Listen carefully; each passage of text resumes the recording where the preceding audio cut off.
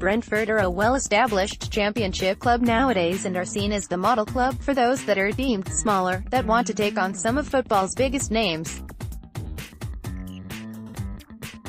Last season the Bees finished above the likes of Sheffield United, Leeds United, Sheffield Wednesday and Nottingham Forest as they ended the campaign in 9th place. They've not finished outside the top 10 since their promotion to the second tier in 2014 and have eyes on Premier League football in the near future once their new Lionel Road Stadium is built just down the road from Griffin Park by Kew Bridge. Of course, this is all old news to the Brentford fans reading this who are well aware of why their club has been so successful since Matthew Benham took over ownership. Brentford Power Rankings, Ezri Konsa, Dan Bentley, Neil Maupay and more, but it might not be so obvious to QPR, who the Bees face this weekend as red and white stripes meet blue and white hoops at Griffin Park, although if things had panned out differently 50-odd years ago, those same fans may have been flocking every week to that very same stadium to see the Rs in action.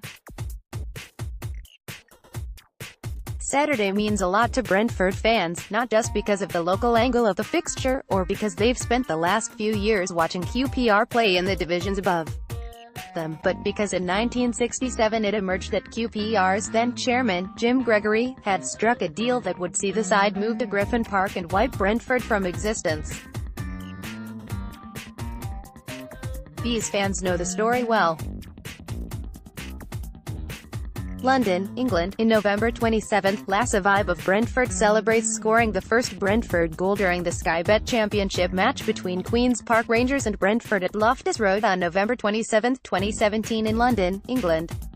Photo by Justin Setterfield. Getty Images. Image, Justin Setterfield. Getty Images. Brentford chairman, Jack Dunnett, had been holding secret talks with Gregory for some time about a takeover from QPR, and in January of 1967 newspaper reports confirmed that a deal had been struck between the two.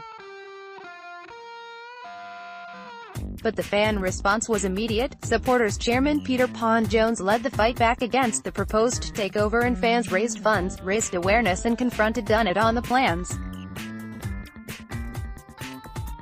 In the end, the club was saved as a result of weeks of efforts from fans, one of which saw them walk from Brentford to Brighton where players joined in, when a six-man syndicate that include Plymouth Argyle chairman Ron Blundell took over Dunnett's shares.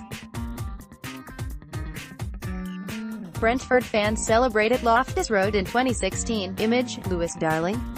It wouldn't be the last time Brentford fans would fight for the future of their club, with both David Webb and Ron Noethies later doing battle with the supporters. However, the episode shows that there's more to this derby than what meets the eye. Yes, the two are only separated by 5 miles and at the moment, 1 point in the championship table, but this goes much further than that. Anytime Brentford face QPR, it's a reminder of what happened all those years ago, and a statement of defiance. Victory is far more than just 3 points and bragging rights. It makes the efforts of those heroic fans who fought for their club's existence more than 50 years ago all the more worthwhile.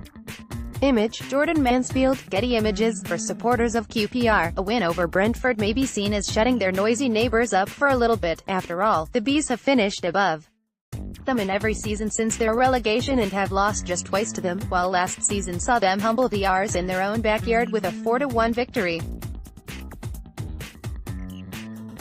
When there's history involved, a win means so much more, but that isn't to say beating QPR won't give the fans satisfaction of bragging rights, far from it.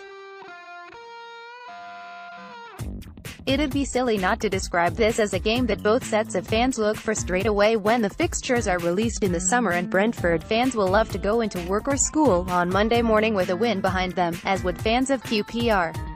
But for the Bees, some of whose parents, grandparents and even they themselves fought tooth and nail to make sure Brentford are still in existence to this day, victory over QPR is always that little bit more special.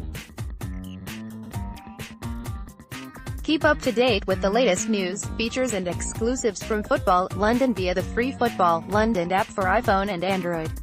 Available to download from the App Store and Google Play.